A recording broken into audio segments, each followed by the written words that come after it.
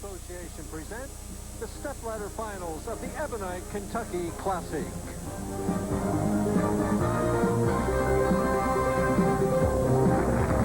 We're in Louisville, Kentucky, the home of the Kentucky Derby. But tonight, we're inside beautiful Executive Bowl with 52 lanes and host this year of the Ebonite Kentucky Classic. Hi, everybody. I'm Mike Durbin. Working with me once again, ABC, PBA Hall of Famer, Earl Anthony. And Earl, tonight, a veteran field going against a challenging lane condition. Well, it's more than challenging, I think, Mike. It's a very difficult lane condition, and the scores have shown that. In the past several weeks, we've had very high scores.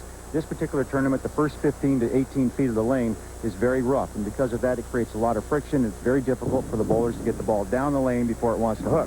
So we'll see some very experienced players. Our top 5 guys all been around a while. They're all champions. They all know how to make adjustments, and that's the reason they're here, because of that ability to make good moves on tough lanes. Well, let's find out who those 5 veteran players are. In the third position, we have the current PBA Player of the Year, Norm Duke. In the runner-up position, a man with 49 300 games, Bob Learn Jr. And our top seed, he's 4-0 from that top spot, Randy Pedersen. In our opening match, we have 2-time winner this year, Dave D'Entremont, taking on 2-time Tournament of Champions winner, Mark Williams. And there's the handshake.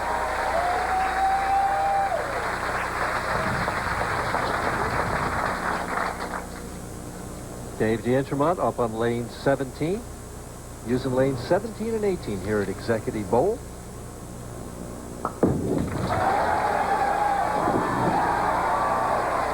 We're running him out right out of the gate. First shot. He's ready. He's won twice already this year, and if he wins again, Mike, don't you think he ought to be considered for Bowler of the Year race with Mike Albee? Well, I'll tell you what, he thinks he should.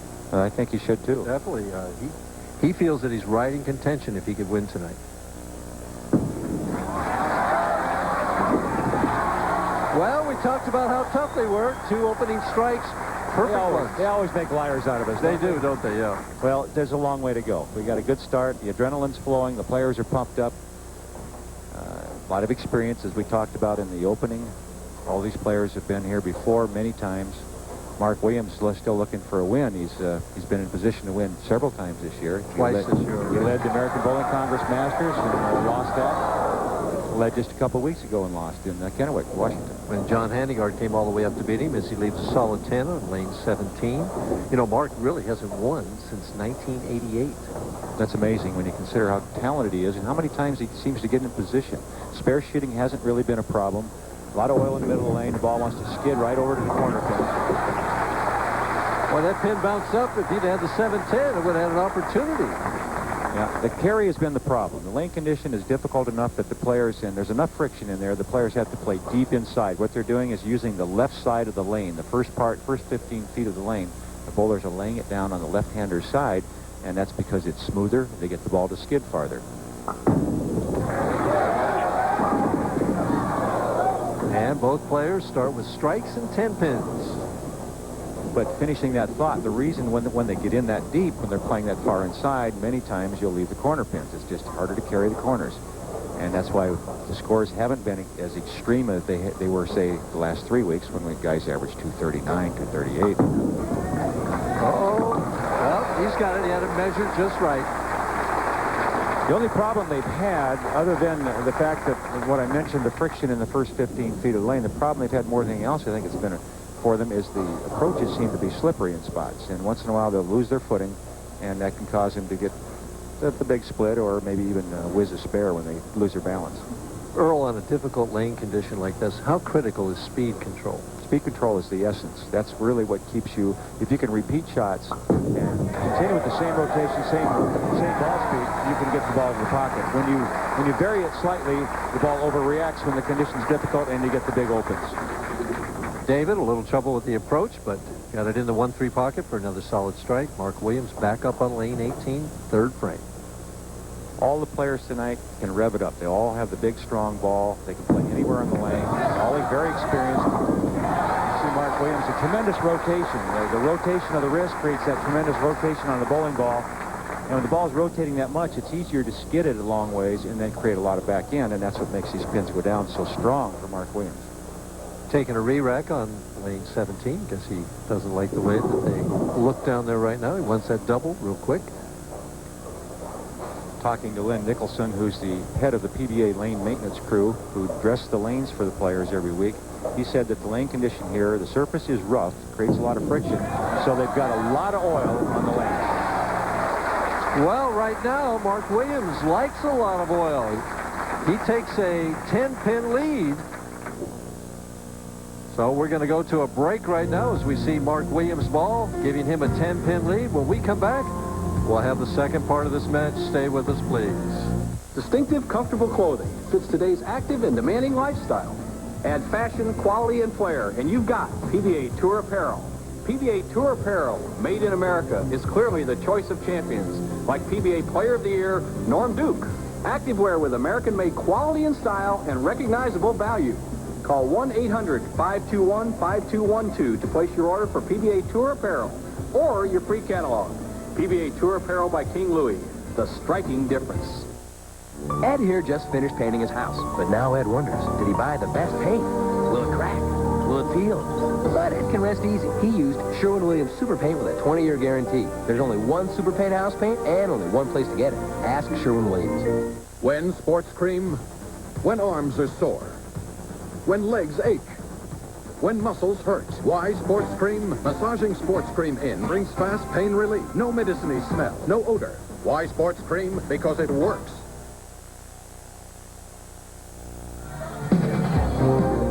The Ebonite Kentucky Classic is being brought to you by Ebonite, where advanced technology has striking results. And by Office Depot, taking care of business with guaranteed low prices on thousands of brand name office supplies. Here's a good look at the lane surface that I was talking about. You can see it on your screen just past the arrows, the rangefinder's there.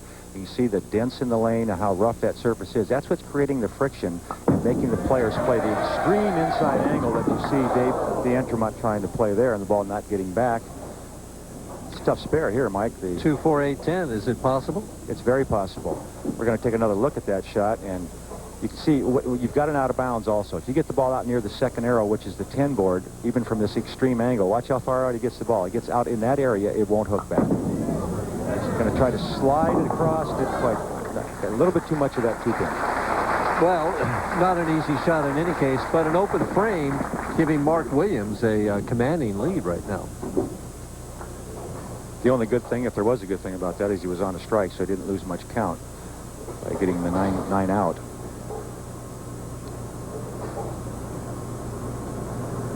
Back on his good lane that he's hit twice in a row.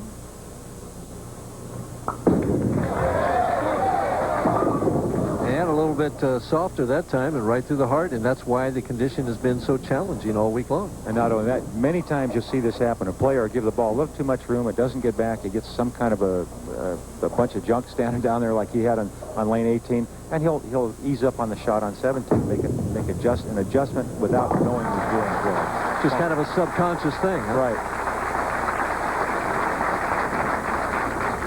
Mark Williams working on a double, trying for 3 in a row. He looks pretty comfortable out there. I talked to him before we went on the air, and he said he liked the shot there today. He feels there's more oil on the lanes today, and he thinks it's his shot.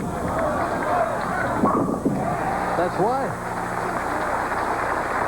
20 right-handers in the top 24, 4 left-handers. We're going to take another look at that shot of Mark Williams, his form. Here's a good look at it. Watch the wrist position all the way through the shot. Very strong physically. You can see the forearm and look at the cupped wrist position, and he keeps it that way all the way through the shot and rotates up the side of the ball. And look at the balance. Shoulders over the knee. Perfect position. Nice long slide there, too. Boy, he's had every ball right there, Earl. Had every shot right there. We've had 20, as I mentioned, 20 right-handers, 4 left-handers, and I think part of the reason only 4 left-handers made it, Mike, is because the right-handers are playing on the left side of the lane, taking a lot of the oil out of the heads. So it makes the left-hander's ball hook earlier, right? Makes it hook earlier, and it's hard to keep the ball consistent reaction to the pocket. Right back in there. This has been a great year for Dave D'Entremont this year. He's made $116,000, last year $76,000. We asked him about his confidence. Yeah, I'm back to the point where I was 2 or 3 years ago. You know, I felt like at 92, I had my best year ever, and I felt I was maybe ready to go to that next level. And unfortunately, I had about a 2-year setback, but now I'm back to where I was then. And, you know, a win tonight would get me back into the race for Bowl of the Year. And bowling at home next week, it'd be nice to go home in that kind of note. Can you believe that shot, Earl? I mean, he slid that 5 so fast in front of the 4. And the 2 somehow missed the 4 and leave it a swishing 4 there on a strike. You don't see that very often, but with the new bowling balls, you see a lot of things we never saw, say, 5, 10 years ago. Well, Dave D'Entremont, careless on the 4-pin, misses that 4-pin. We're going to take a look at it right here. In the last 3-4 weeks, last 4 tournaments, we've had 6 single-pin spares missed. This is number 7. And at this caliber of play, that shouldn't happen. He hit the oil in the middle of the lane. He got a little lazy, slid it by. And a couple of times it's been that 4-pin that's been missed. Dave D'Entremont seems hopelessly behind. We'll see if he can come back after this. The seduction. I am a sexually aggressive woman. I like it. The accusation. She said you sexually harassed her. It's a case of thrills on pay-per-view. She harassed me. He has no idea, does he? Michael Douglas. This isn't a game, Mary. Demi Moore. But don't tell me you're scared of me. Based on Michael Crichton's bestseller. You have no idea what you're up against. We'll see. Disclosure. Pay-per-view sizzles with excitement. The Penobscot River and Old Milwaukee both mean something great to these guys. The Penobscot means hard-charging white water, and Old Milwaukee means a great beer. Cold, crisp Old Milwaukee beer and smooth, golden Old Milwaukee Light. Nothing like the flavor of a special place, an Old Milwaukee beer. Down through that trough, and we hit the top of the wave, slammed you down. Old Milwaukee and Old Milwaukee Light. It just doesn't get any better than this. You got that right. And tomorrow, 1 o'clock Eastern Time, it's the Thriftway ATP Championship. Some of the top names in this, Andre Agassi, Pete Sampras, they battled just a while back. Michael Chang will be looking for his 3rd consecutive Thriftway ATP victory.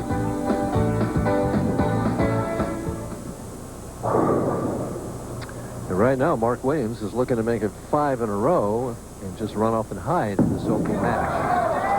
Well, he's had his troubles, as we mentioned, on television this year. It just hasn't been his year to win on television. He's qualified for the league twice, going into the championship match, and lost both times. In fact, I don't think he's won a game on TV this year, has he?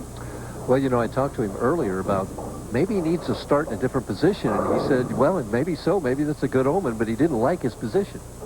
Remember, we've had that before, where the player that could win this opening match and go up the ladder, they've been very successful in their championship match. So we're 5 out of 6. 5 out of 6 once they get there. Hard to get there, though. You got to win 3 matches against some very talented players. Well, Randy Pedersen, though, for that #1 position is 4-0, even though they've only won. They're 7-12, the top seed is this year. 7 out of 19 times. And the 210, boy, he gets a little hard, and it's a 210, a little soft, and he's through the nose. Looks like he's really having a little problem also with his balance at the foul line. It looks like his left foot is kind of going out from under him a little bit, and it's just losing his leverage. He can't get through the ball the same way twice in a row.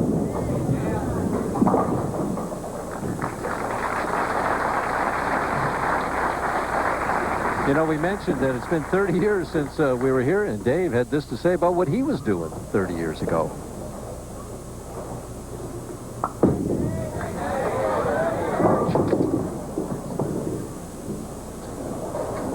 Actually, he was 4 years old, I think, wasn't he? Probably wasn't even. Well, he said he'd already started bowling, is what he told me. He'd already started bowling. Oh, he was already bowling? Yeah. Did they have bumper bowling then? No, they didn't have bumper bowling back then.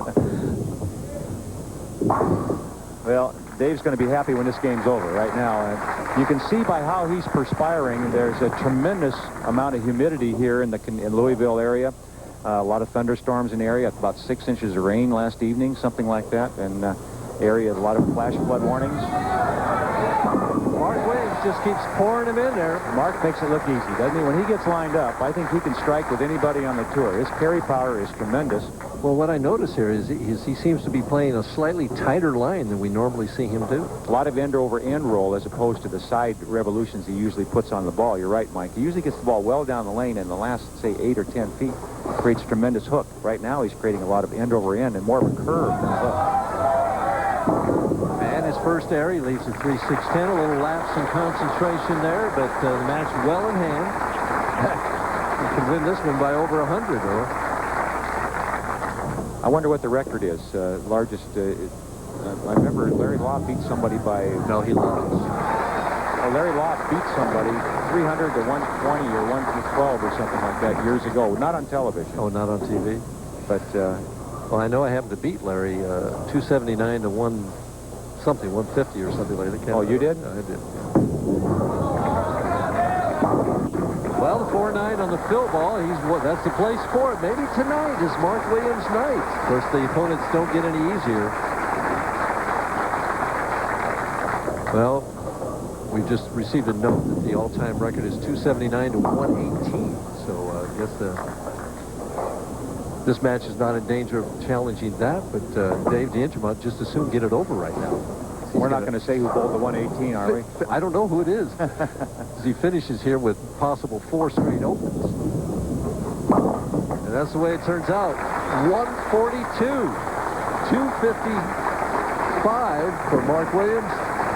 When we come back, we're going to talk to you about talking to yourself in the Average Builder. Be sure and stay tuned for that. Showtime right here.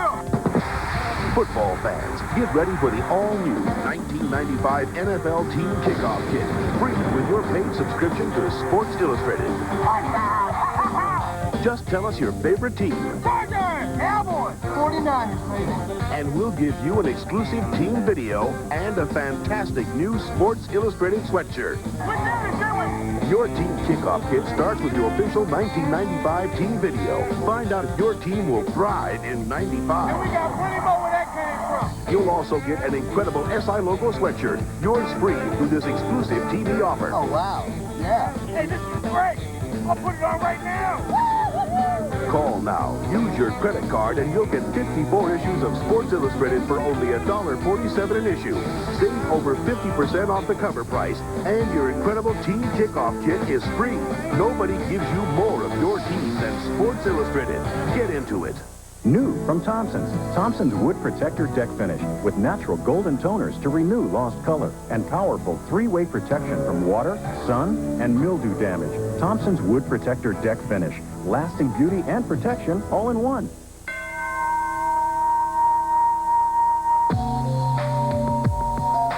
Friday night at 9 Eastern, Donnell Nicholson faces Anthony Willis in a heavyweight battle. Top Rank Boxing on ESPN.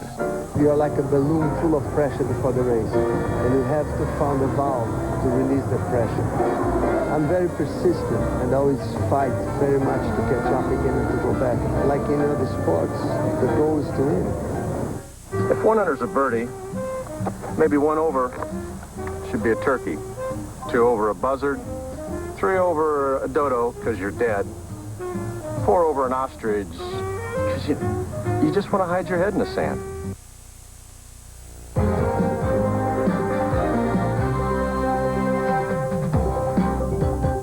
I just threw a bad shot. And what I said to myself was really not very positive. And that's the topic for tonight's Average Builder. We'll get to that in just a minute.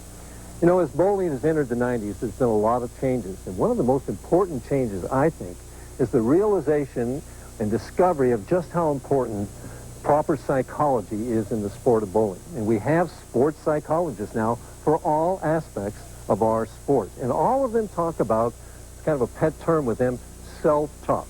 Well, what is self-talk? Well, I think it can be defined as what I say to myself or think to myself during the course of an athletic event or during the course of a bowling tournament. And all of these sports psychologists are agreed that we need to have positive self-talk. I need to be saying positive things to myself in order to enhance my performance. But in reality, it doesn't always work out that way because I believe that bowling is a very emotional game. And during the course of a 6-game block or a 42-game tournament, a lot of negative things happen that you have to fight off. And there's emotional waves that come. It's kind of like a roller coaster. And I know in my case, there were many times when my self-talk was really very negative. Things used to come out of my mouth like, you dummy, or you idiot, or you can't bowl was a favorite thing of mine, you know, or you're going to lose. And all of these things would poison my mind and inhibit my performance. Well, if we know that we're supposed to be saying positive things to ourselves, is there a mental key or a reference point that we can go back to when all of these emotional waves and negative things happen to us? I think there is. And I wish I learned this 20 years ago. And that key is that I need to learn to treat myself as my own doubles partner.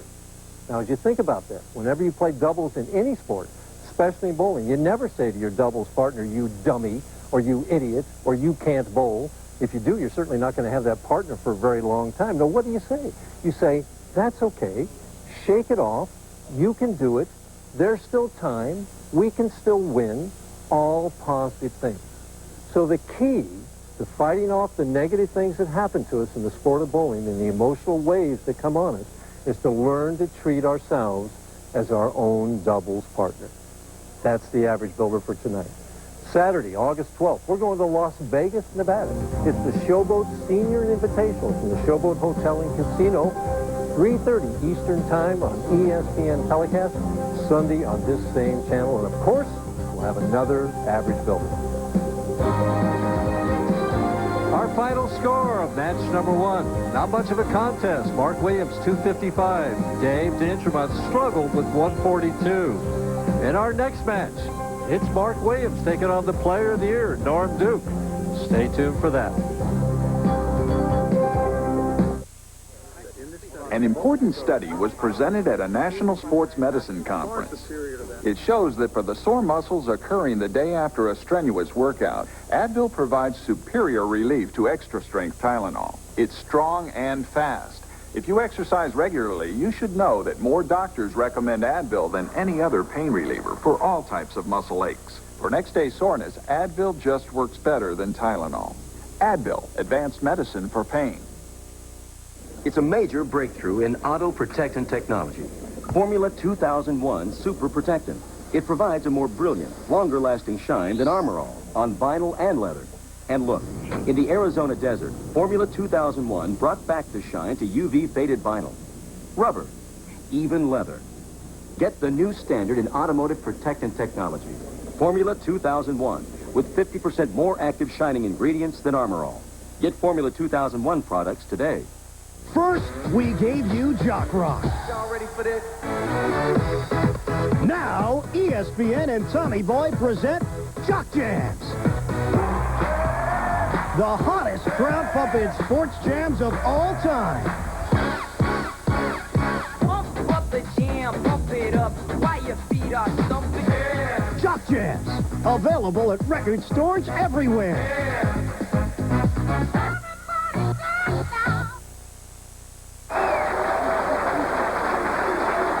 The winner, that's what he's going to get. Boy, it looks great. Earl, you were talking about that just earlier. Well, not only is he going to get that, but he's going to get a nice check, too. Then he can go in the bar and fill that with beer and, you know. And as we've done in past weeks, joining us for the second game, a tour veteran out here, one of the Ebonite staffers, Ron Williams, 4-time champion. Welcome, Ron. Thanks, Mike. Glad to be here. Earl? Oh, how'd you do this week? Not a very good week for me. Not a very good week. We won't talk about it. Huh? We'll just talk about these guys out here, okay? Talk about the real bowling out here going on.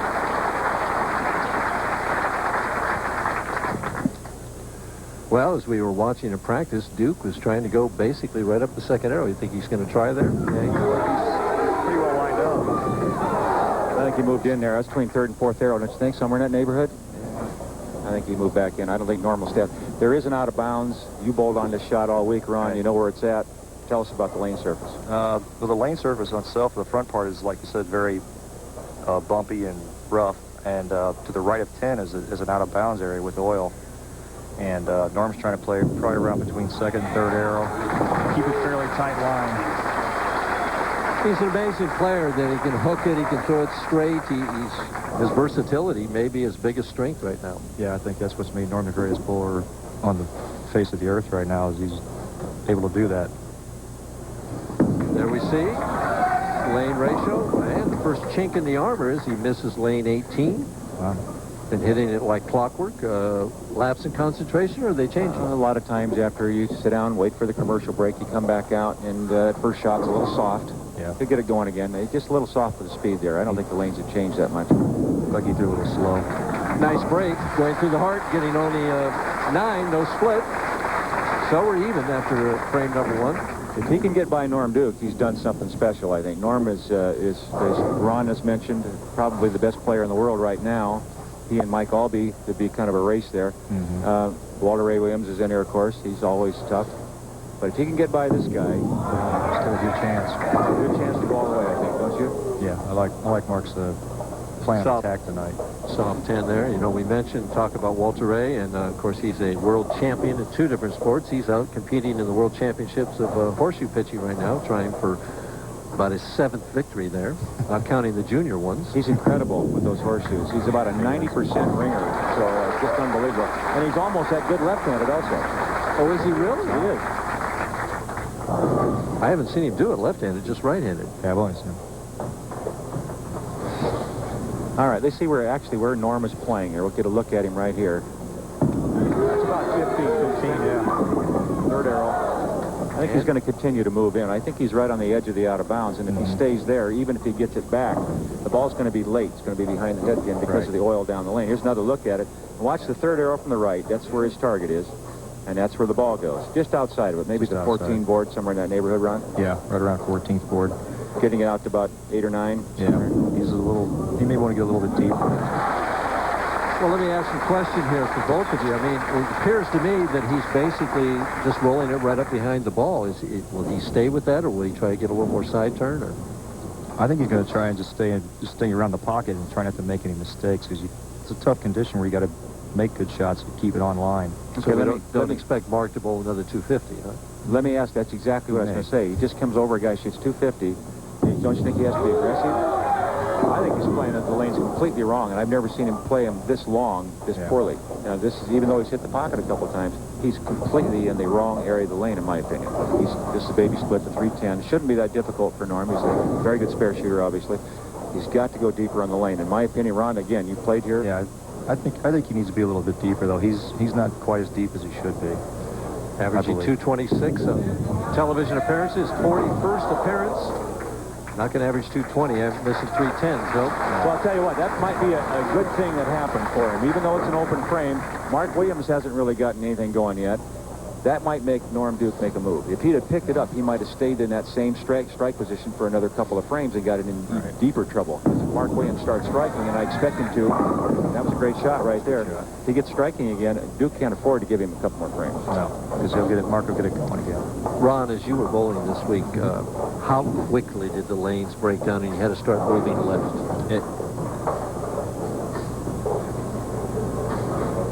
It happened pretty quick? On an average, yeah, it happened real fast.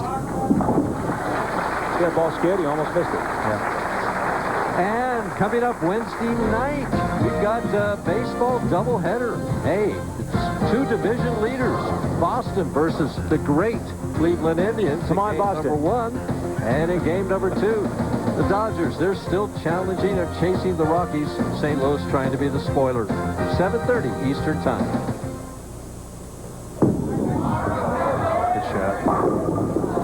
More ball speed, and he gets the ring in 10. That's a great shot. So we're still looking for our first strike in this second match right here. I still I feel very strongly that Mark Williams is lined up, and he's going to get it going shortly, and Duke can't afford to mess around with that outside line. He's got to go deeper. He's got to make better shots from a deeper position in the lane. To me, 4th arrow, somewhere in that neighborhood. I don't know if Norm's equipment's going to allow him to get that deep. I mean, he's throwing a ball that's really shiny and doesn't hook a lot, where Mark Williams has got a ball like So is there a point on this lane condition you get in and the ball won't hit unless you got the right ball? It won't finish, yeah.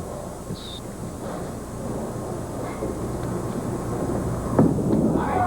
still there.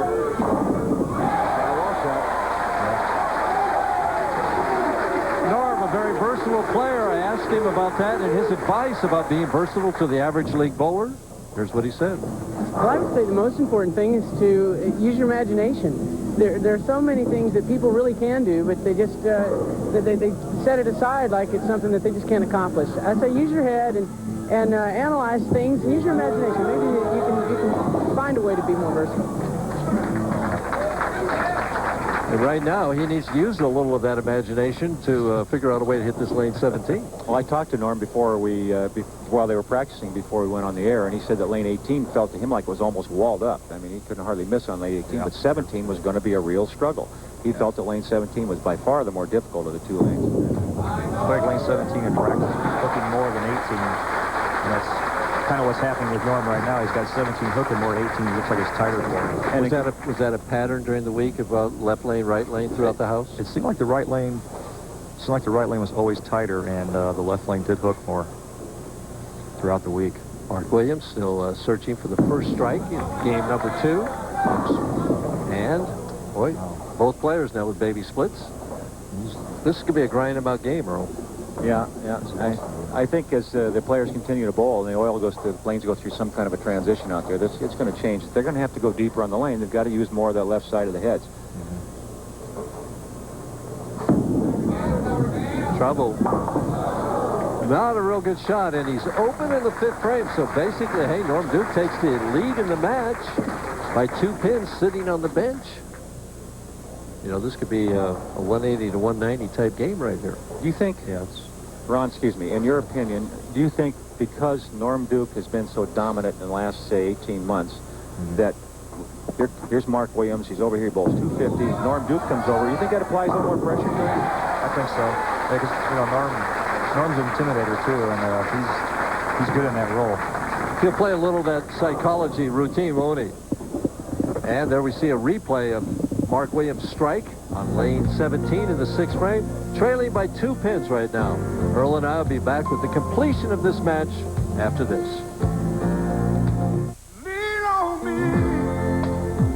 Yeah, these little people need you all right. But how about when you're selling your home? Who do you lean on? Call a Century 21 professional.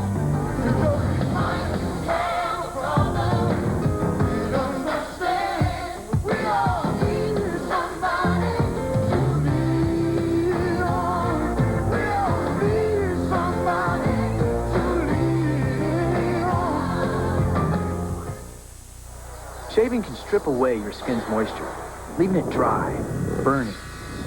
But now you can take the heat out of shaving with new Old Spice Soothing Gel, an amazing 2-in-1 gel that combines aftershave and moisturizer into one soothing formula.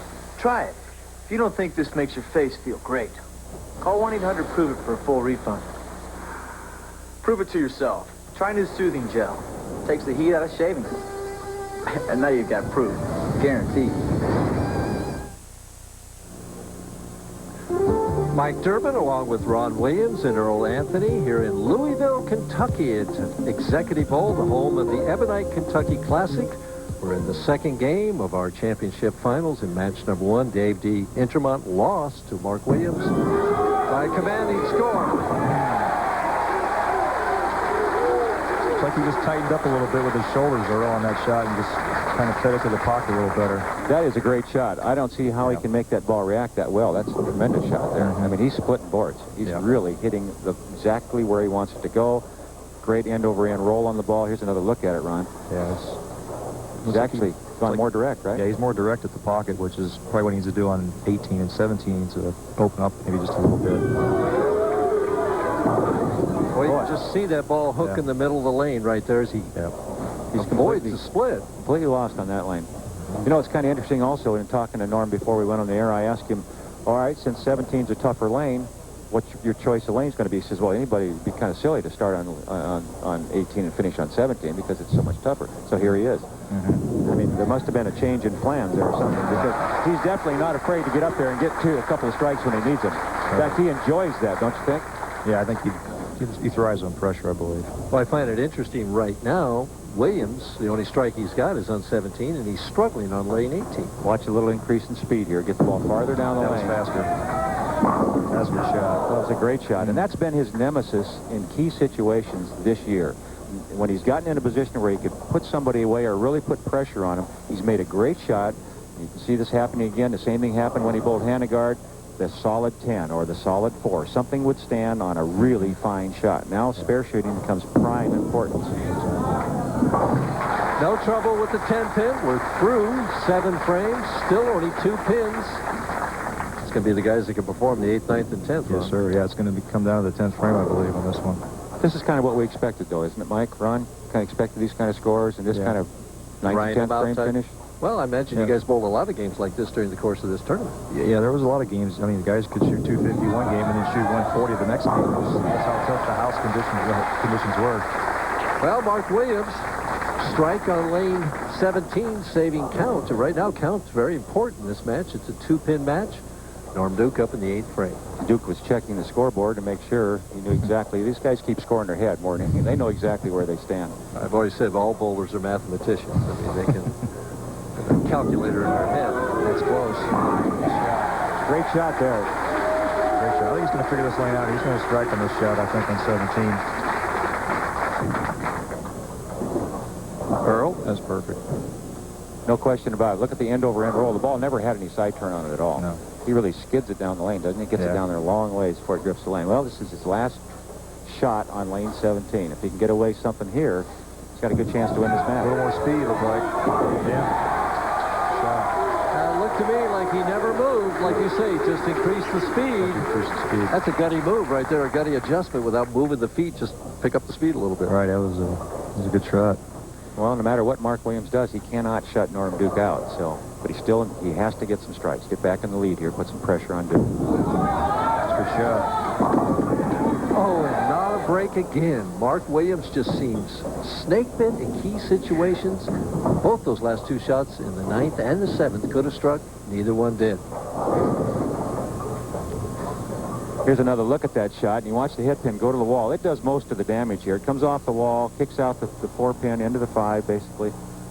Cross lane, don't get careless. Got it. As the conversion, Mark Williams has a reputation of being a clutch player. I asked him about that earlier. This is what he had to say. Well, I've always enjoyed getting in the 10th frame when I need to make a good shot. I haven't done as well this year. I've had chances to win tournaments, and I've got to get up there and just relax, make real good shots, and go for it from there. Still in this match, a double in the 10th to make Norm Duke pay attention. That's why he's got the reputation. He needs one more, though. Well, the guy sitting on the bench isn't too bad in the 10th either. So I'd like to see, Ron, I'd like to see Mark Williams get this. I would too. See how Norm reacts on this. I think might be his tougher lane. Well, Williams can strike it out for 194. Duke going at a 196 pace right now. Key shot here. You know, I found that interesting, his comment that he enjoys getting up there and needing that kind of excitement and that kind of pressure, and he responds to it very well. Maybe that's the secret, I don't know. I always like to have the match over in the 5th frame with me ahead. Me too. I mean, I got to go along with you, Earl. Get it over with early. Yeah. Count very important right here. Needs all 10. It leaves the soft 10, finishing with 193. So what does Norm need? Well, obviously he wants a strike, no question. But if he can get any kind of a 9-count spare 9, he's a winner. All right.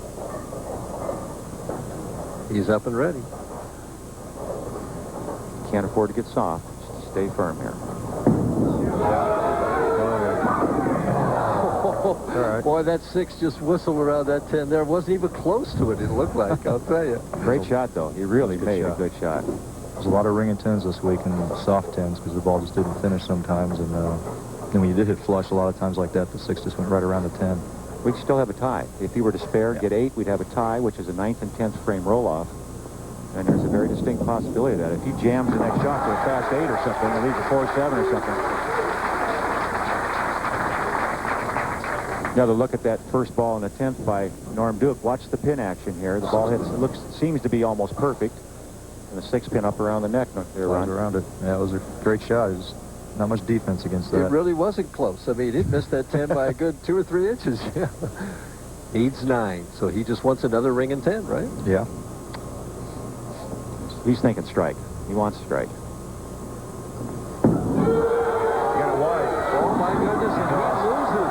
That's what we were talking shot of the match. He hit the out of bounds, right, Ron? Yeah, he hit the out of bounds and skidded to the right, and that's what I was talking earlier. If it missed right, he was in trouble with that ball. And Mark Williams gets the break he's been looking for. That could be the player of the year, needing 9, gets 7. Or get another look at it, Ron. Yeah, this was with Norm. Yeah, he just didn't, like he didn't throw it very well, and he got it right, and it just didn't recover. Looked like he tried to go around it a little bit, too, instead of staying behind it, which might have got it off to the right. Here's Norm's reaction. You can see he knows it's gone, right? Yeah, he knew it. It was gone. Our final score, Mark Williams, 193. Norm Duke, 191. When we come back, we'll take a look at some other cashers and finishers in this event. There's something pretty exciting going on now at your Quality Plus Ford dealer. Ford's factory authorized clearance with $2,000 cash back on Taurus and low financing. We're clearing out the 95s to make room for the 96s. Don't miss Ford's factory authorized clearance. But hurry, because if you snooze, you lose. $2,000 cash back now at your Quality Plus Ford dealer. Ford's factory authorized clearance ends soon. JVD here. Gotta check out HP. Why the PJs? To make a point. You know, HP is as much fun at night. And that's A-OK with old JVD. Love HP. They give you AM to PM for 1 LP. And by the time I'm done, I'm ready for BED.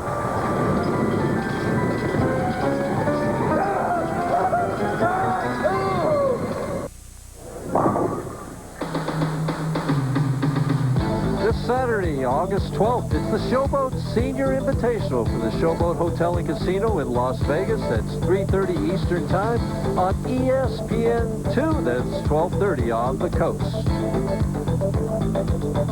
Coming up after this, of course, it's baseball tonight with Chris Berman.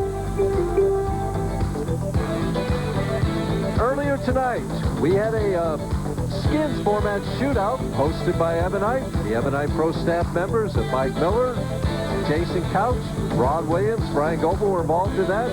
Ron, I guess that was a lot of fun, huh? That was a blast. The crowd had a good time. We had there you are. Here it is, a ring of 10. And down he went. That was over. Shot. That was a couple $100 shot there. Oh, it was. Yeah, nothing serious, huh? Yeah, nothing serious, huh? It's a couple $100 on that one. A lot of acting going on here, huh? These guys really got into this? We're playing around quite a bit. Brian Goebel. Does he ever do anything else but strike?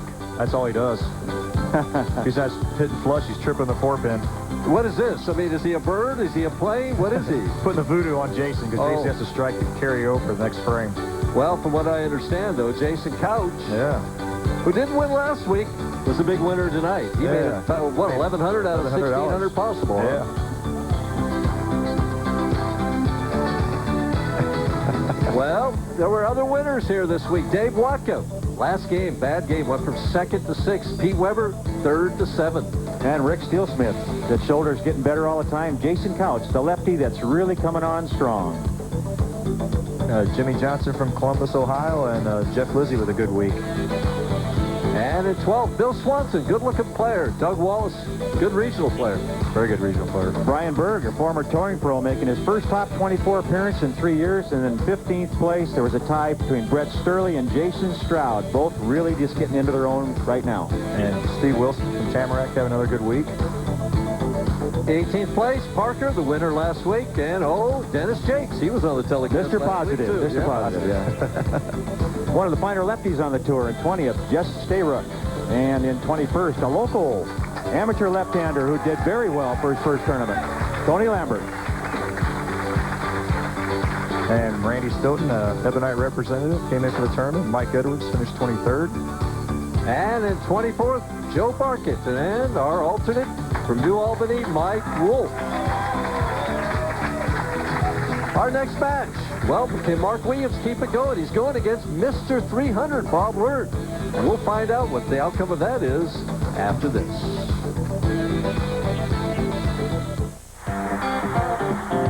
Showtime right here! Football fans, get ready for the all-new 1995 NFL Team Kickoff Kit. Free with your paid subscription to Sports Illustrated. Just tell us your favorite team.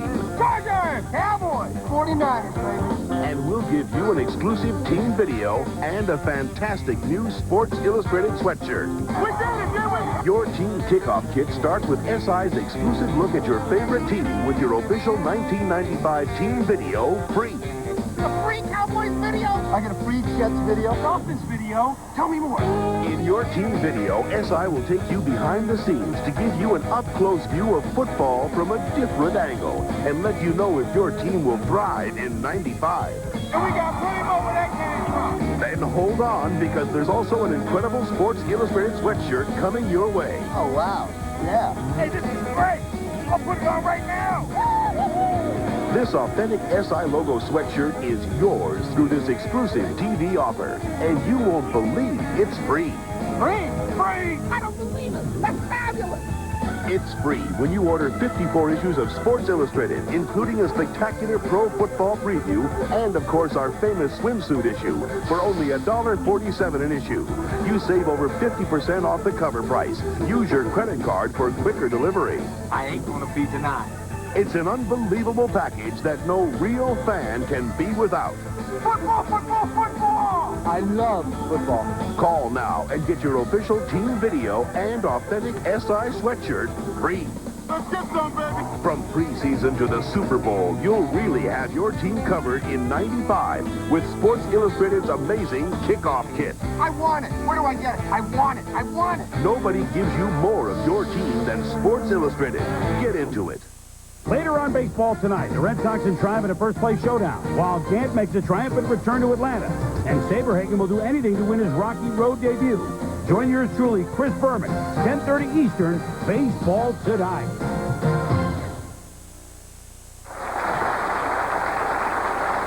Well, what does that say? Can you read that there, Earl? It says Executive Bowl salutes PBA Network, which is ESPN. All right, that's a very good sign. There's a very good bowler, Bob Learn. We can see that sign there. Well, they got signs at all the other sporting activities. They should have them at bowling also. Bob Learn, 49 300 games. And he's still thinking about it here. So. Well, he's trying to get the crowd on his side, and he's got them going. Now, just the opposite is a Mark Williams, who is very calm, collected, and relaxed, just gets up and does his job. You can see his eyes. Look at the concentration on his face. This is the most time I've ever seen him take. Well, he got no strikes on that lane last game, but he starts right off with one this game. We see, that was the game before. That's game, match one. DeIntremont struggling. Mark Williams zoned in, 255, 142. I wouldn't be surprised to see him come up with another big game here. He feels fortunate to get by Duke, and he's rolling the ball well. Actually, the second half of that game against Norm Duke, he bowled extremely well. He left a good solid 10-pin, a 4-pin, and in between those strikes, he had the 6th, 8th, and the 2 in the 10th. It could have been 230. Instead, it was 190, but it's still enough to win. 193, 191, him the winner in match number 2. Here's a striking machine, Bob Learn, 49 300 games to his credit. That one rolled out at the pocket, Earl. Those pins are going to last a little longer if you hit them like that. Here's a good look at the style of Bob Learn. And watch him take his left hand away from the ball. He's carrying only with his right. Uses a lot of strength here. You can see he cups the ball with his wrist, just as much like Mark Williams. But he lets it go a little bit in the back right there. Not quite as strong on the forearm. And then as he comes through, he really rips hard on the ball. Look how he leans back into the shot, almost sits down, you might say. And that's really a detriment to accuracy to fall back on the shot like that, but he gets a lot of rotation on it. And if he can open up the lane, in other words, get the ball to come out to the right and come back, he can beat almost anybody because he can strike forever. Spare shooting again, hasn't been that tough. He's switching balls. He'll go cross lane here. Throw it hard and straight. He won't throw a big hook at this one. And he missed it. How many times have we seen? Another mistake. That's number 8. That's single number 8. There. Here's a good look at his wife. And Stacy's not happy with that. She kind of shakes her head with that. He says, it backed out. Well, Norm Duke's wife, Karen, sitting at home watching, I'm sure wasn't real happy with the way Norm bowled either. So it's one of those days. It just happens like that sometimes. Mark Williams wants to take advantage of it. Oh, another ring and 10 on that right lane. He's throwing the ball so well. It's just hard to imagine that he can't continue to throw strikes. I'm very impressed. Like I said, I talked to him before the match, we went on the air, and he was so happy with the shot out there. He just felt that this fit his game. He could get out there and throw a lot of strikes. Interesting as he converts the 10-pin, how one bowler will think the lanes are one way, and another bowler bowling on the same lanes doesn't find them that way. Especially a player, getting back to Norm Duke, who I admire and respect very much. His bowling ability is just phenomenal. He can play most any shot. Why he would play on the edge of disaster, I'm amazed. I'd like to have the opportunity to speak with him after the match, see what his ideas were. Well, Mark Williams has got 4 flush shots, 3 strikes as he continues to pound lane 17. Bob Learn needs to regroup. Only trailing by 12 pins. We're in the 4th frame. He's playing way inside here. Watch where he slides over by the channel.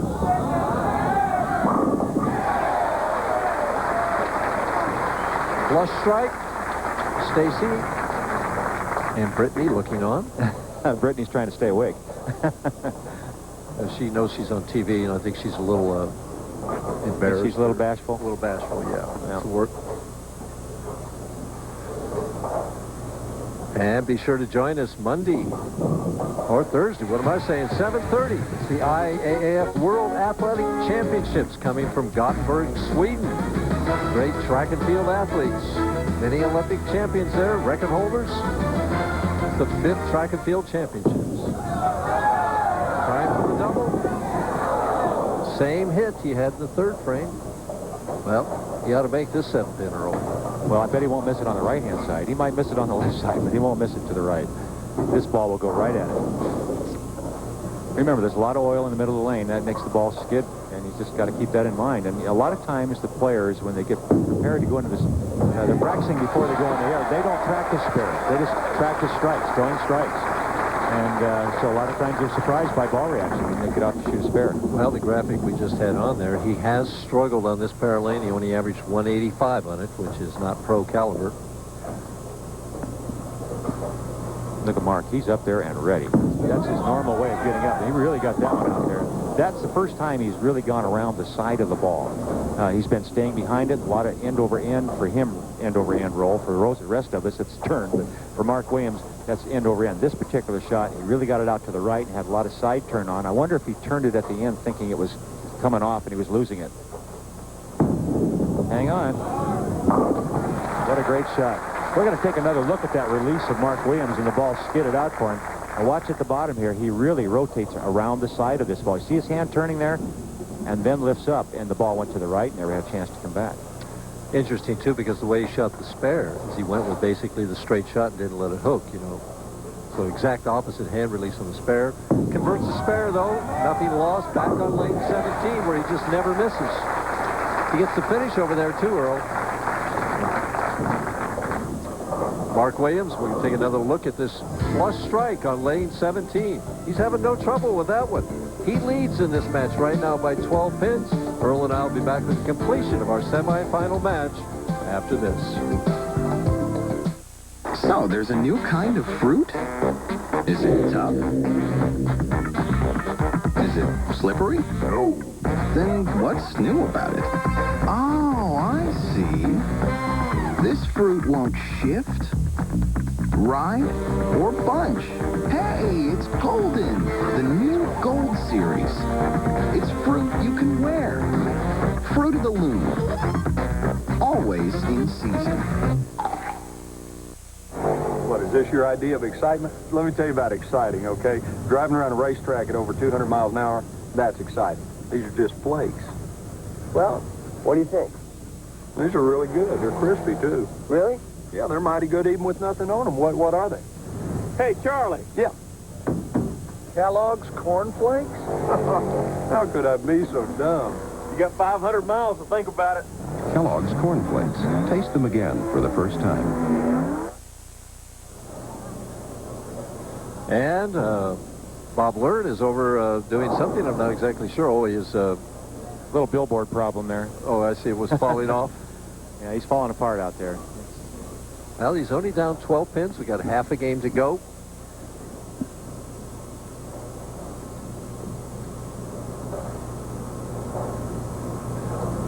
On lane 18, where he's had 3 consecutive strikes. Tries for number 4. Leaves the 10 pin. You know, watching the guys practice again, I keep referring to this because it's a very important part of the tournament. The players preparing to go on the air. They get an hour to practice before airtime, before we start the tournament. The matches on television that you're watching at home. Watching Bob Learn, he had the most trouble of any of the 5 players. He just couldn't seem to get lined up to the pocket. And now he's lined up to the pocket, but he can't strike. You know, Bob has 49 300 games. I asked him, what's the secret of bowling 300? Try not to think about it. Basically, when you get in the 10th frame, you can't really think about what you're doing. The more you think about it, the more you start thinking. So I try not to think about anything when I'm up there. Does that tell me he's just a field instinct player? Is that it? How can you not think about anything? I always thought this game was a mental game. Well, I guess we're all different, huh? I guess we are. Love taps to 10 and gets something going on lane 17, trailing by 13 pins. Take another look at that shot and watch what happens. The love tap that Mike Durbin's talking about here. See the 6 pin go into the channel. Just enough. Finally gets lane 18. Little different shot there. Much different angle of attack into the pocket. A lot of end over end roll. Looked like he moved to the right a little bit on that shot. Pretty big gamble right now. Well, he goes up by 23, going to his good lane that he has not missed this game yet, lane 17. For 3 in a row. Perfect. He's ready. I'll tell you what. I think he smells it, Earl. Well, he's definitely due. He's had problems, as we talked about, winning matches, and just can't seem to get it going. Now he seems to have that line that nobody else has. He has a shot working for him, and he's very comfortable on the lanes. Bob Learn getting a re-rack. Now he's up, ready to go. Bob seems a little bit confused out there. He's got a strike here, Earl. Well, he's running out of frames, and Mark Williams not letting up. Another 10 pin, and that's just the entry angle. The ball coming in behind the head pin. You can see the look of disappointment by his wife. And obviously, this is a tough way to make a living, folks, throwing a bowling ball. And when you get the opportunity to get that big check, you want to take advantage of it. Interesting, too, because these two guys bowled in the position round last night. And if Mark Williams would have struck out in the 10th frame as Bob converts the 10 pin, Bob wouldn't have made the telecast. It was that close. If he'd have got another strike in the 10th frame, Mark Williams, and then 8 pins, Learn would have missed the telecast, and Mark Williams would have qualified second. He didn't get the strike, and Bob qualified second, and Mark Williams went all the way down to 5th. You want to explain all that again? Well, it was an exciting position. Thank you. Got lane 17, but it may be too little too late. Mark Williams clipping right along at a 229 pace right now. Just needs a couple of marks to lock this up. 33 pins ahead. 216 possible for Bob Learn Jr. Mark Williams going, as you mentioned, at that 229 pace. Still needs to get the marks, has to stay clean, and this has been the lane that's given him the most problems right here, lane 18.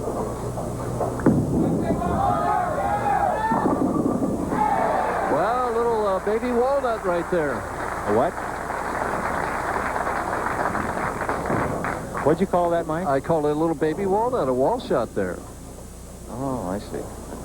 Well, I mean, I remember Roy Buckley calling that when you carried the wall shot to earn your first $1 million in Toledo. So you've probably forgotten all about that.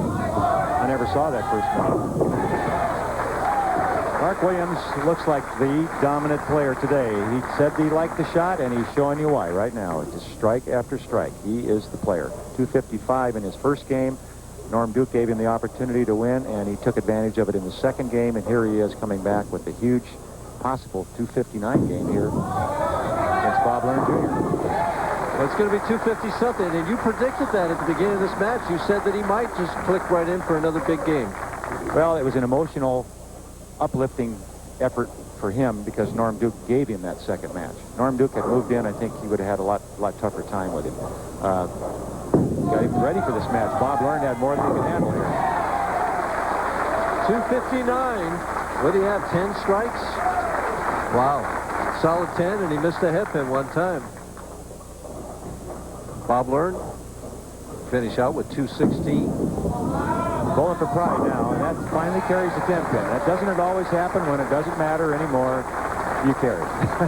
Well, what impresses me is he's out there trying just as hard on this shot as he was earlier in the game, and it doesn't mean anything. Well, he's a classy guy. You know, he works hard at the game. He spends a lot of hours rolling a bowling ball, getting himself ready. He's in good shape. This is a very strenuous way of bowling, the way he bowls. He's not a big man, so he uses everything he has to get all he can on a bowling ball. Wow. Same hit that seemed like was leaving the weak 10 earlier suddenly explodes him out of there. He's going to finish with 216 with one more strike. That was a good shot of Bob Learn going to the foul line. You could see how much effort he puts into every shot. It's amazing that a guy like this can bowl 150 to 200 games a week, putting that much effort in throwing that 16-pound ball down the lane. Well, finishes off with a solid 10, 215. Nice performance by Bob Learn, but not enough to beat Mark Williams right now. He wins 259 to 215. We'll be back to do a review of all these, to have championship frame. We'll be back to talk to you after this. Ed here just finished painting his house, but now Ed wonders, did he buy the best paint? Will it crack? Will it peel? But Ed can rest easy. He used Sherwin-Williams Super Paint with a 20-year guarantee. There's only one Super Paint house paint and only one place to get it. Ask Sherwin-Williams. I'll have the chili. Chili? You should know better. And I'll have the fries. Fries? You should know better. And now I'll have the Mylanta. Mylanta? You should know better. You should know. Dose for dose, Tums Ultra neutralizes more acid than Mylanta regular strength. And while this has aluminum and magnesium... Tums Ultra has calcium, something your body needs anyway. You'll like that. I'll have the chili. I know. I should know. Bud Light bowling! It's like ballet with a balloon. Be the ball. Somebody Be the ball. Pins your dust. It's all in the beer. Mine. The shoe. I am the ball. Sign up for a sanctioned league at your local bowling center. You'll have a ball. That's what I like about you. Hey! It's a major breakthrough in auto protectant technology. Formula 2001 Super Protectant. It provides a more brilliant, longer-lasting shine than Armor All on vinyl and leather. And look, in the Arizona desert, Formula 2001 brought back the shine to UV faded vinyl. Rubber, even leather. Get the new standard in automotive protectant technology. Formula 2001, with 50% more active shining ingredients than Armor All. Get Formula 2001 products today. If one under's a birdie, maybe one over should be a turkey. 2 over a buzzard, 3 over a dodo, because you're dead, 4 over an ostrich, because you just want to hide your head in the sand. And now it's time for championship frame. In our opening match, Mark Williams got a lot of strikes. This was one of them, Earl. This was the key one. This is the strike in the 7th frame that gave him 5 in a row and really put him in command in this opening match. They seem to all look like that. As he ho-hummed it right in there. 113-pin victory, 255, 142. In our second match, Norm Duke, hey, this is his fill ball. He needs 9. Well, this could be the shot of the tournament for Mark Williams because he misses, hits the out of bounds to the right. The ball never gets back to the pocket. You can see his reaction. 6 count, he needed 9 to win. And it put Mark Williams in that match against Bob Learn. And there we see the final score. You see Mark Williams smiling. He won 193 to 191. And in our third match, Mark's up in the 10th frame. Well, he had this one well in hand, and this is his first shot in the 10th frame, and it gives you an idea of just how well Mark Williams is bowling on lane 17. Just inside the 4th arrow, see the really heavy end-over-end roll, 10 in the pit. And Mark Williams looks on, says, I'm ready for that title match. He's the winner. We've got 2 stallions breaking for the gate in this championship match. As Mark Williams takes on Randy Pedersen, who's going to make it to the finish line first? We'll find out shortly. Showtime right here! Football fans, get ready for the all-new 1995 NFL Team Kickoff Kit. Free with your paid subscription to Sports Illustrated. Just tell us your favorite team. Tigers! Cowboys! 49ers, baby. And we'll give you an exclusive team video and a fantastic new Sports Illustrated sweatshirt. We did it! You're with Your team kickoff kit starts with SI's exclusive look at your favorite team with your official 1995 team video free. a free Cowboys video. I get a free Jets video. Dolphins video. Tell me more. In your team video, SI will take you behind the scenes to give you an up-close view of football from a different angle and let you know if your team will thrive in 95. And we got plenty more where that came from. Then hold on, because there's also an incredible Sports Illustrated sweatshirt coming your way. Oh, wow. Yeah. Hey, this is great. I'll put it on right now. This authentic SI logo sweatshirt is yours through this exclusive TV offer, and you won't believe it's free. Free? Free? I don't believe it. That's fabulous. It's free when you order 54 issues of Sports Illustrated, including a spectacular pro football preview and, of course, our famous swimsuit issue for only $1.47 an issue. You save over 50% off the cover price. Use your credit card for quicker delivery. I ain't gonna be denied. It's an unbelievable package that no real fan can be without. Football, football, football! I love football. Call now and get your official team video and authentic SI sweatshirt free. Let's get some, baby. From preseason to the Super Bowl, you'll really have your team covered in 95 with Sports Illustrated's amazing kickoff kit. I want it. Where do I get it? I want it. I want it. Nobody gives you more of your team than Sports Illustrated. Get into it. Well, we're ready for this final match, the Ebonite Kentucky Classic, coming from Bluegrass Country. Randy Pedersen's going to start this match, which means that Mark Williams gets to finish on his favorite lane. That's amazing. Sometimes you wonder how guys think. There's no defense in this game, but there's always a little defense when you consider the fact that you can make a guy finish on his toughest lane. Well, Randy comes out firing. Don't forget now, there's how much money for a 300 game here? $25,000. Not too bad. And there was one 300 this week. Dave Watka had one, and that was worth $1,000. So who knows? He'd traded it to pull a better game in that position. Mark Williams right out with a flush 4-7. Well, he didn't like that shot when he let go of it. He knew it was a little high, and again, it seems like when we come out of commercial, Mark gets a little soft with that first shot. Got away with one. It could have been a lot worse. Easy spare here, cross lane, switches balls.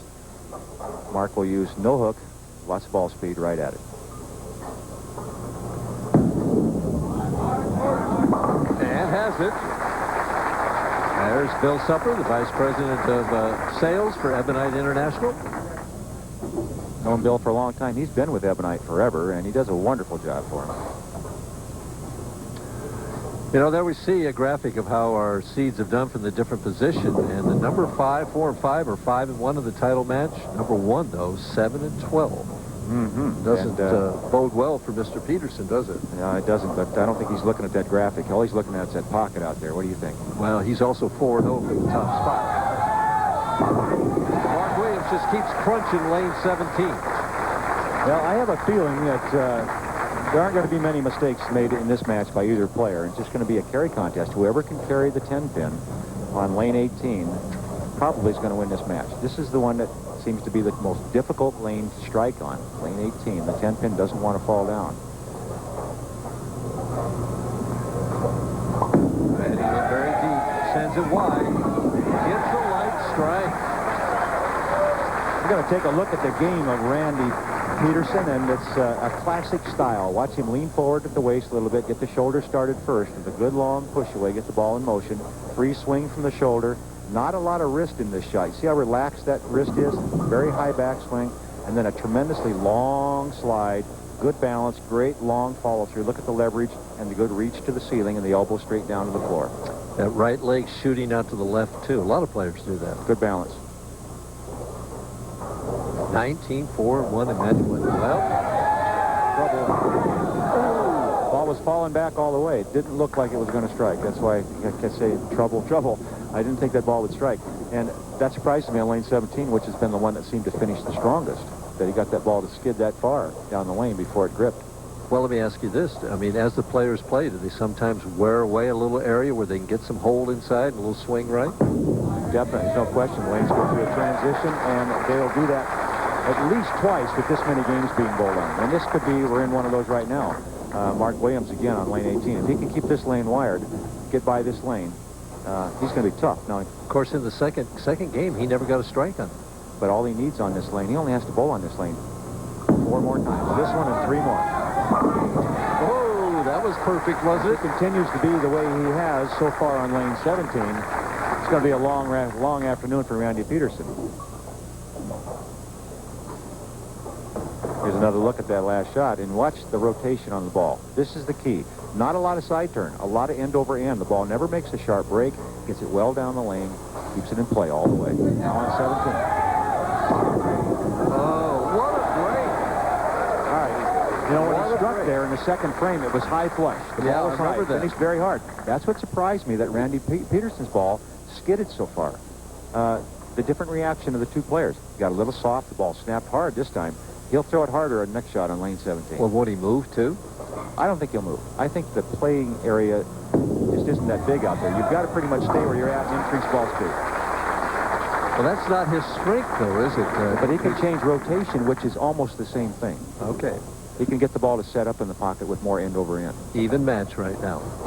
Randy Pedersen on a spare working on lane 18.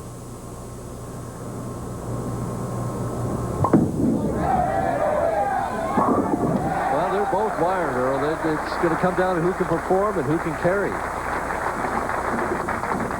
Randy, one of the more free spirits on the PBA Tour, and he's got one of those kind of little smile on his face all the time. He's always got something jokingly or funny to say, right? Yeah, he's got a great sense of humor. One of the popular guys out here, and he can mimic the style of most any player on the tour, right or left-handed. And he'll just go up there and throw the ball, and he'll say, well, that's John Mazza, or whatever. Carried lane 17 that time.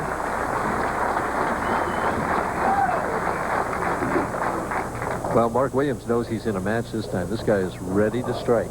Well, both these guys are very competitive. They're really hard working out here on the lanes, and they're going, I mean, they're going to kill each other one way or the other. Somebody's going to really wants it bad. Oh, the solid 8. So what is going through his mind now? He's had trouble in the title matches, 2 seconds already this year. Well, it's got to be going through his mind that he's just jinxed, that things aren't going his way. And he couldn't throw it any better than that, especially on the right-hand lane, which has been the one that he's had the most of his problems on. Here's another look at it. Watch what happens. Here, the ball finishes so strongly, it takes the 5-pin straight back off the 8. No trouble with a spare. Friday night, August the 11th, 9 o'clock. It's top-ranked boxing from Harrah's, New Orleans. In New Orleans, Louisiana, it's Daniel Nicholson, 21-1 with 16 KOs, taking on Anthony Willis, 14-2 with 10 KOs. Something tells me that's not going the distance, Earl. Well, I'm glad I don't play that sport for a living. I'll tell you what. Right back to this one. This one's hard enough as it is. Solid 8, solid 4. I think he's got to move a little left on that lane. Well, talking about it again, we knew both players were going to hit the pocket. Just a matter of who could carry the corners. And Mark Williams is the guy that's having the problem not striking right now. It can turn around. Randy Pedersen has got double, spare double. He could get a couple of 10 pins. We never know. You can't afford to give Mark Williams a chance to get back in there, so he's got to keep being aggressive, attack the lanes, especially lane 18. He's going for the re-rack now. He feels the pins are a little bit off spot. He wants those pins exactly where they should be when he gets ready to bowl. Randy doesn't take a lot of time. Once he gets his hand set in the ball, you can see him working his thumb in, trying to get so he's really comfortable.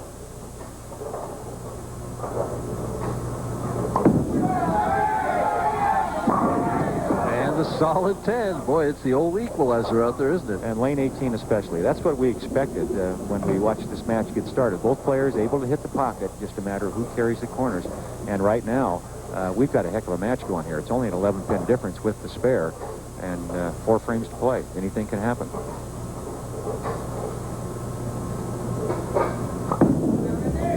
Cross lane at the 10-pin, has no trouble with it. Talked to Randy earlier about his struggle this year and how long it's been since he won. This is what he had to say. Well, the problem's been, you know, I missed cashing by 1 pin 3 times this year. I've been alternate a couple of times. You know, it's just a break here, a break there. You know, means the difference between not cashing and making the finals. I felt like I've been pretty close all year, but just, you know, I haven't really had a lot of things go my way until this week. It just seemed like everything went my way, and hopefully it'll continue tonight. Well, it has continued through 6.5 frames. He's leading right now by 11 pins. Mark Williams, an opportunity to get back into it. Biggest shot of the game, of this match. Mark Williams needs this one really bad. Oh, another solid 10. So he goes 8-4 to 10. And he's saying to himself, why now? I carried everything the last game. As we saw that little graphic that he was, what did it say? Won 8 bowling trophies, and he was only 4 years old in 1965, the last time the tour was in Louisville. Well, this guy is kind of snake bitten. It just seems that way to me, and Mark Williams is about as nice a guy as you can find out there, too. He and both Randy Pedersen are both super guys, both very talented players, and this is a great match, but again, it's just who carries corner pins. Mark Williams just hasn't had that thing going for him, as you mentioned, in the championship matches. He's just hasn't worked for him. 4 spares in a row, all 9s. You can't get a double if you don't get the first one. Running out of frames.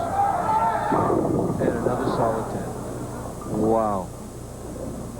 I'll tell you, you know, the tip was about self-talk earlier tonight. I wonder what's going through his mind right now. It's hard to remain positive when these things are happening to you right now. All you can do, I know what I used to do, and I'm sure most of the players do, is you never give up. You go out there, you make the spare, and in your mind, you're looking, and I can still shoot 225. It's not over yet. Anything can happen. You know, Randy Pedersen can leave another solid 10, and he's only going at a 218 pace, so this match is a long ways from over. What neither player can afford to do is make the big mistake, the kind that costs you an open frame. In deep, in the pocket, slaps that 10 out beautifully. Boys, you're getting a lot of heavy roll on that bowling ball. That ball is really hitting hard from that angle. And he's not using a lot of the lane. He's not giving it a lot of room. He's keeping it in that same playable area that Mark Williams is playing. Both players playing the part of the lane that is the most consistent and the most playable, and that's why they're hitting the pocket so well. The difference is Randy Pedersen has found a way to carry the corners. And he's leading by 23. Can put the hammer to him with a strike here in the 9th. Reaches out there. Can't throw it any better. He knew it. Well, he likes it, but it's not over. Mark Williams needs 4 strikes to make Randy Pedersen mark on the 10th. Here's another look at that shot when the ball's almost to the pocket area. You see that very heavy roll, no deflection at all. The ball taking all 10 pits, hands it to his reaction. That has to hurry. A little bit too wide, hit that out of bounds, leaves the 2-8. And Randy Pedersen is going to be 5-0 from the top spot. Mark Williams is going to have his 3rd second-place finish this year.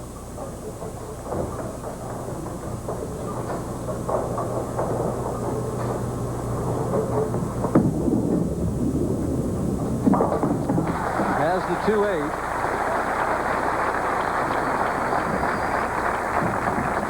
Randy looking up, adding the score up. Knows that basically he just needs to show up for that 10th frame, keep it in the building. He's going to have his 11th victory and his first since almost a year ago.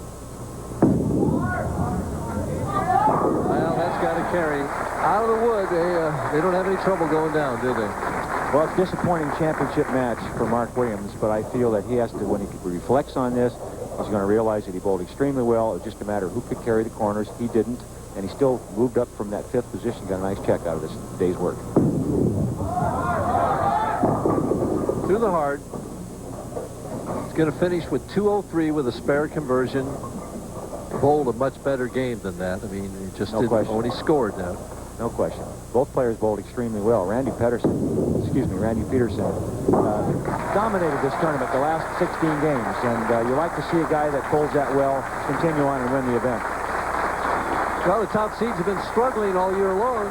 7-12. They're now 8-12, so they're making a comeback. There's still room to get it back. Last year, they were 15-14, so. It's a good thing Randy Pedersen couldn't see that graphic. Said, need 2 pins to win. He might have started laughing. Well, an emotional player letting it all out now at the end of this tournament, resulting in another victory for Randy. I don't think I know of anyone that has that great a record from the #1 position, 5-0. That's tremendous. I got a little side of that one, and the ball hooked a little early, but he doesn't care.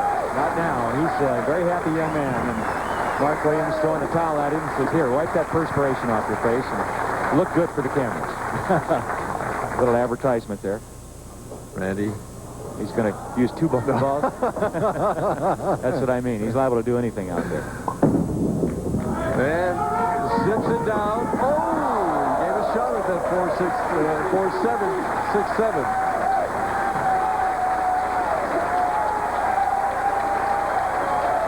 Standing ovation.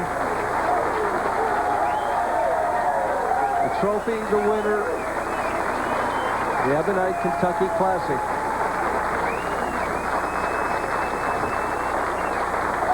He's a very popular champion, Mike. The crowd's really into it, and they're really enjoying it. They've got packed house. Well, they waited 30 years to see another PBA champion, and Randy Pedersen is happy to be that one as he hugs Bill Supper. Well, before we take a little break, we're going to look at some of our upcoming stops. We told you about the Showboat Senior Invitational this Saturday, August 12th. It's 3:30. It's on ESPN2 live. Then Sunday on August 13th, it'll be on ESPN at 12:30. PBA Tour is going back to Cleveland, Bedford, Ohio. That's Tuesday, August the 15th, 9 o'clock Eastern Time. And we move on to Mechanicsburg, Pennsylvania. It's the Bowler's Journal Classic, Tuesday, August 22nd, 9 o'clock. I know that you want to hear from this outgoing Randy Pedersen. We'll talk to him shortly. You've waited 4 years for this. The fighter of the decade. The boxing event of the year. On August 19th, guess who's back? The return of Mike Tyson. Tyson versus McNeely, Saturday, August 19th, live on pay-per-view. Get your ringside seat for the most anticipated bout in boxing history. The friendly people at Frederick Supermarket of Cars understand that people have problems. If you have a job and need a car, Frederick can put you behind the wheel of the vehicle of your choice. A Chevrolet, Cadillac, Buick, Geo, or Toyota, regardless of your past credit history. No applications are turned down. No one is refused a chance to drive a new or pre-owned vehicle. So if you have a problem with no credit, bad credit, divorce, or slow pay, call toll-free 1-800-379-0707. Frederick Supermarket of Cars, where they understand that everybody, regardless of credit history, deserves a second chance. The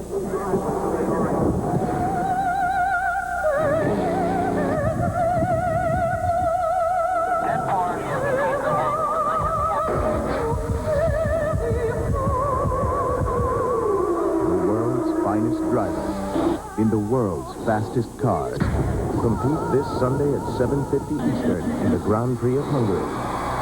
Formula One, the art of motor racing, only on ESPN. The Ebonite Kentucky Classic is being brought to you by Ebonite, where advanced technology has striking results. And there's your champion.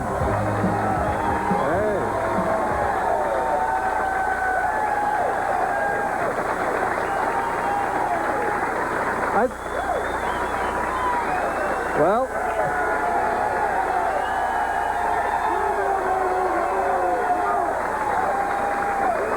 244, 203. I think they like you here, Randy.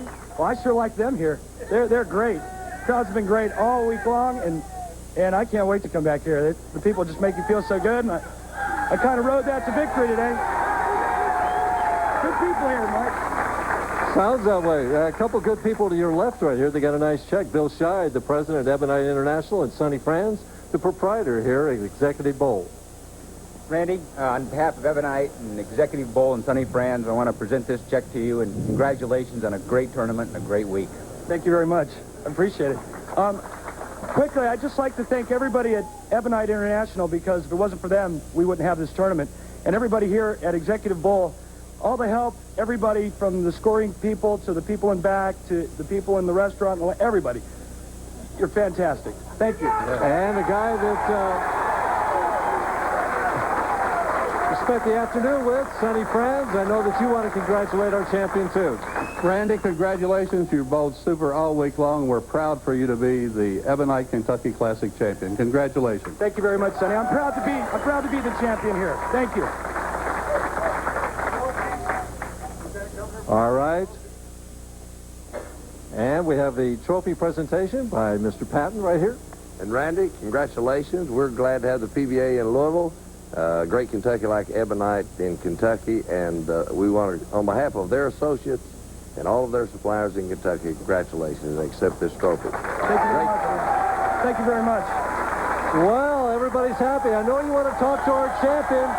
We'll be back to talk to him right after this message. Stay with us.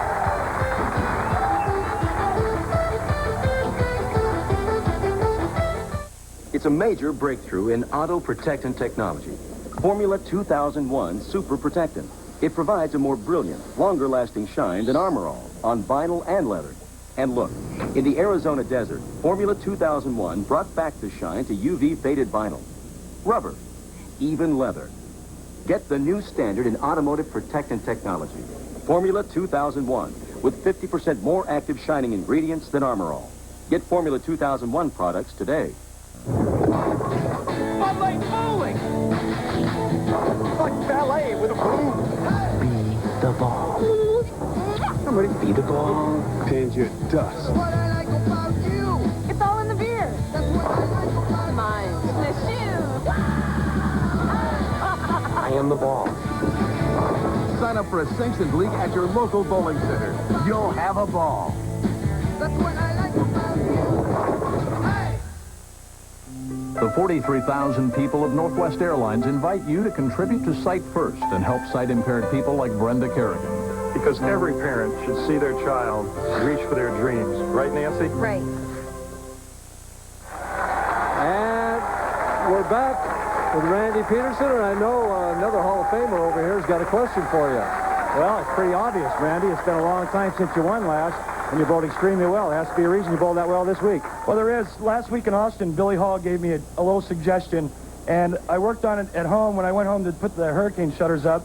And I came back out, and I started bowling really great, and I got into a little bit of trouble, and then Ray Edwards figured out what I was doing.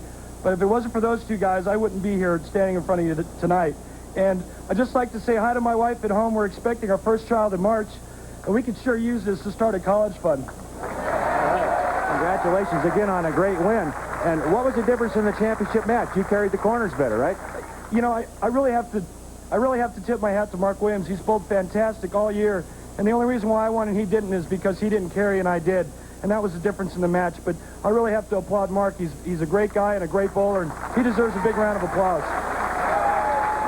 5-0 in the championship round from the #1 seed. I guess I'm just real lucky. I got to get there more often. Maybe I'd win more. I got to take advantage of it when I get there. You must have an aggressive attitude coming out for that title match, though. Well, I just kept thinking of Dan Patrick on SportsCenter. You can't stop me. You can only hope to contain me. And that's what I kept running through my head. That's right. Well, maybe Dan Patrick will talk about you tonight, huh? Let's hope so. Okay. Well, Randy, we want to congratulate you, and you're the great Ebonite Kentucky champion. We're proud of you. And for Earl Anthony, this is Mike Durbin. We want to say so long from Bluegrass Country in Louisville, Kentucky. Thank you. Thank you. Thank you.